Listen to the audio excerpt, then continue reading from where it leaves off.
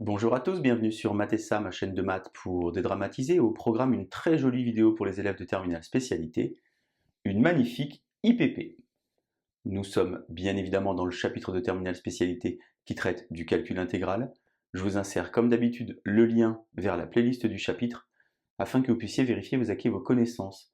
Savez-vous par exemple effectuer une IPP, une intégration par partie? Savez-vous également dériver ou bien intégrer des fonctions composées? On a donc aujourd'hui un énoncé relativement simple, la donnée d'une intégrale que j'ai appelée I, sur le segment 0,1 de x plus 3 ln de x plus 3 dx. L'objectif est donc de trouver la valeur de cette intégrale. Si vous vous sentez suffisamment à l'aise, bien comme d'habitude, je vous propose de mettre la vidéo en pause, tenter de résoudre l'exercice préparé pour vous, et on se retrouve bien évidemment juste après pour la correction. Allez, comme d'habitude, un brouillon, un crayon, et c'est parti. Alors j'ai volontairement découpé l'exercice en deux parties. D'abord, calcul la recherche d'une primitive, et ensuite le calcul de l'intégrale. Donc comment est-ce qu'on peut faire pour trouver une primitive de cette fonction qui est ici, c'est-à-dire la fonction qui à x associe x plus 3 ln de x plus 3? Eh bien on va procéder à une intégration par partie qui permet de déterminer des primitives de fonctions lorsqu'elles sont exprimées à l'aide d'un produit. On a donc ici une présentation que j'ai déjà expliquée dans les différentes vidéos. Ici, u de x, u' de x, v de x, v' de x. Et il faut se poser deux questions. Quelle fonction je sais intégrer? Il y a des fonctions dont je ne connais pas la primitive. C'est le cas par exemple aujourd'hui pour ln de x plus 3. Deuxième question, quelle fonction en la dérivant je vais faire disparaître? Vous posez alors votre première fonction, celle que vous savez intégrer ici, celle que vous pouvez faire disparaître ici, et vous pivotez comme ceci. Ici, j'intègre, ici, je dérive. J'ai donc ce schéma comme ceci qui est représenté à cet endroit-là. Alors quel choix je dois faire ici? Bien donc je viens de l'expliquer à l'instant. ln de x plus 3, je vais donc dériver cette fonction. C'est donc quelque chose de la forme ln de u. La dérivée de ln de u, c'est u' sur u. Attention, on ne parle pas du même u ici, c'est ln de quelque chose, vous avez compris. ln de w, par exemple, si vous ne voulez pas vous embrouiller. Ça fait donc 1 sur x plus 3. Et ici, donc, j'ai x plus 3. Et donc, je vais intégrer x plus 3. Vous savez tous intégrer, puisque je vous rappelle souvent que dériver, c'est descendre. Et bien, intégrer, c'est monter. J'écris par exemple x carré sur 2 plus 3x. Une fois que j'ai fait ça, eh bien, je vais procéder à mon IPP. L'objectif, c'est toujours le même, faire disparaître le produit. J'ai donc ici UV, c'est-à-dire ça fois ça,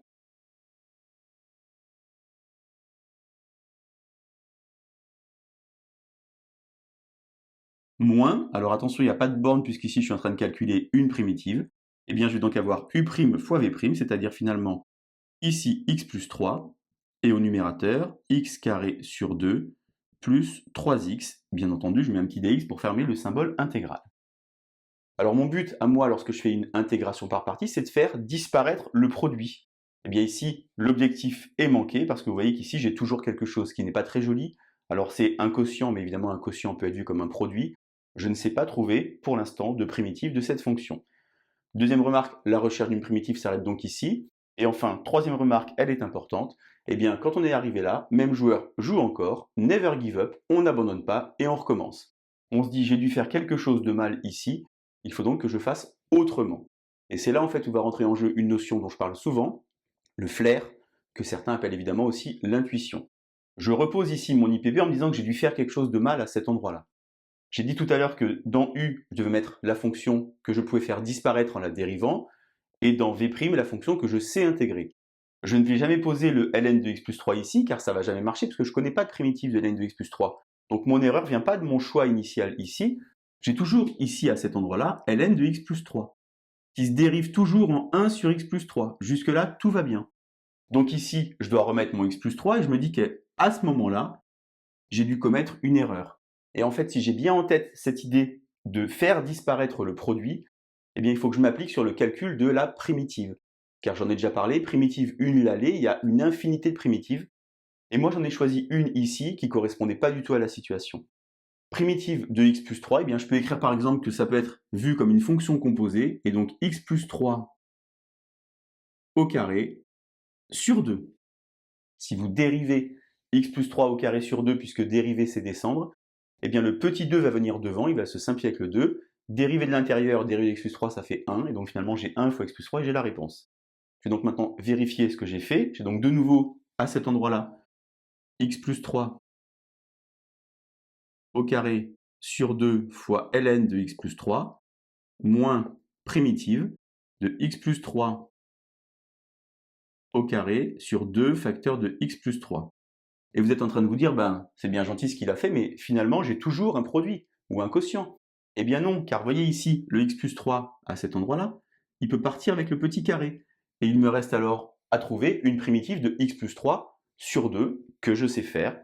Et je vais donc écrire ici donc le résultat égale x plus 3 au carré sur 2 ln de x plus 3 moins primitive x plus 3 au carré sur 2, mais comme il y avait déjà un sur 2, j'ai donc ici sur 4. Et j'ai donc réussi à trouver une primitive de cette fonction à l'aide d'une magnifique IPP. Maintenant, je vais terminer en effectuant le calcul intégral pour trouver le résultat.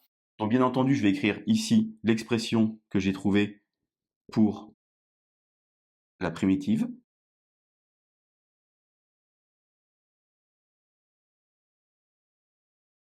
À évaluer entre 0 et 1, donc je vais remplacer. Alors attention à ne pas se tromper, 1 plus 3 ça fait 4, 4 au carré ça fait 16 divisé par 2 ça fait 8, ln de 1 plus 3 ça fait 4, ici moins, 1 plus 3 ça fait 4 au carré, ça fait 16, 16 sur 4 moins 4, moins parenthèse, je recommence en mettant 0, j'ai donc ici 3 au carré ça fait 9 demi de ln de 3, et lorsque je mets ici 0, j'ai donc moins 9 quart. J'ai donc ici 8 ln de 4,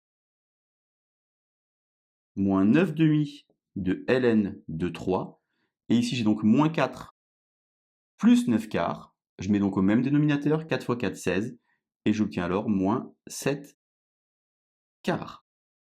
Pour vous convaincre que j'ai la bonne réponse, je vous insère sur le haut de l'image une petite capture d'écran de calculatrice. J'ai fait calculer par la calculatrice la valeur approchée de ceci, ainsi que le calcul intégral, et vous vous rendez compte évidemment que j'ai le même résultat. Voilà donc une magnifique IPP. L'idée aujourd'hui était de travailler le flair, l'intuition. Je vous laisse vous entraîner, et je vous dis à bientôt sur Mathessa. Bonne journée!